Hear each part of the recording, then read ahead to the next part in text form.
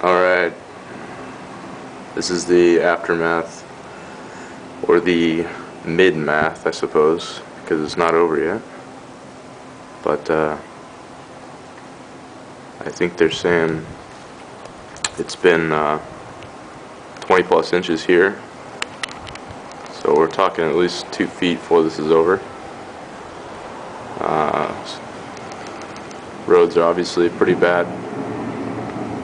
Everything is well covered, and we're still getting hit with quite a few bands, so it has been interesting all night long, and throughout most of today it should still be pretty interesting. So not a whole lot of people out on the roads, at least, but this is it.